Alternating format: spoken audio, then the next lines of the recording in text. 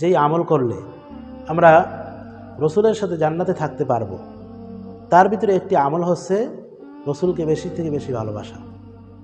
রসুলকে যদি আমরা পরিপূর্ণ ভালোবাসতে পারি, জীবনের থেকে বেশি ভালোবাসতে পারি, তাহলেই কিন্তু আমরা জান্নাতে রসুলের সাথে থাকতে পারবো। আর যদি আমরা রসুলকে সেইভাবে ভালো না বাসতে পারি, আমরা পরিপূর্ণভাবে ভালো না বাসতে পারি, তাহলে কিন্তু আমরা রসুলের সাথে জান্নাতে থাকতে পারবো না।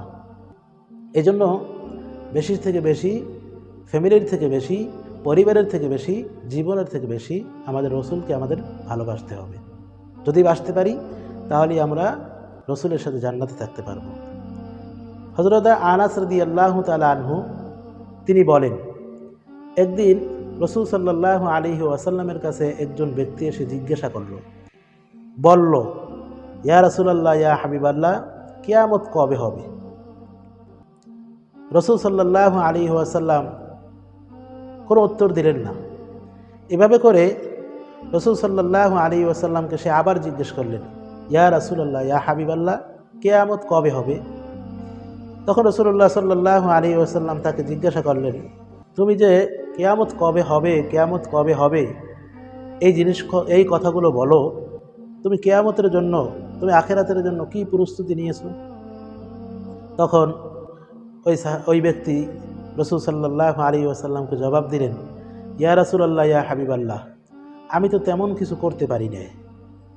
আমি একটা জিনিস করেছি, সেটা হলো আমি আমার রসুলকে আমার জীবনের থেকে বেশি ভালোবাসতে পেরেছি। তখন রাসূলুল্লাহ সাল্লাল্লাহু আলাইহি ওয়াসাল্লাম তার কথা শুনে বললেন, তুমি জেনে রেখো, তুমি যদি রসুল সাল্লাল্লাহু আলাইহি ওয়াসাল্লামকে তোমার জীবনের থেকে বেশি ভালোবাসতে পারো, তাহলে রসুল তোমাকে ছাড়া জান্নাতে যাবে না। তাহলে বোঝা গেল, রসুলের জন্য যদি আমরা ভালোবাসা উজাড় করে দিতে পারি, রসুলকে যদি আমরা পরিপূর্ণ ভালোবাসতে পারি, তাহলে রসুল আমাদেরকে নিয়েই জান্নাতে যাবেন এবং রসুলের সাথে আমরা জান্নাতে থাকতে পারবো। এজন্য আমরা রসুলকে বেশি থেকে বেশি ভালোবাসবো, বেশি থেকে বেশি, জীবনের থেকে বেশি ভালোবাসতে হবে। আর ভালো যদি আমরা জীবনের থেকে না বাসতে পারি, তাহলে পরিপূর্ণ মোমেন হতে পারবো না। কারণ পরিপূর্ণ মোমেন তারাই যারা রসুলকে জীবনের থেকে বেশি ভালোবাসতে পারে। এই জন্য রসুলকে আমরা জীবনের থেকে বেশি ভালোবাসার চেষ্টা করি। আমরা আমাদের সন্তান, আমরা আমাদের পরিবারের থেকেও আমরা যেন রসুলকে ভালোবাসতে পারি, সেই চিন্তা চেতনা আমাদের লালন করতে হবে। সেইভাবে ভালোবাসা রসুলকে দেখাতে হবে। যদি দেখাতে পারি, তাহলেই আমরা রসুলের সাথে জান্নাতে থাকতে পারবো। এই জন্য আসুন আমরা রসুল সাল্লাল্লাহু আলাইহি ওয়াসাল্লামকে আমরা আমাদের জীবনের থেকেও বেশি ভালোবাসার চেষ্টা করি ইনশাআল্লাহ।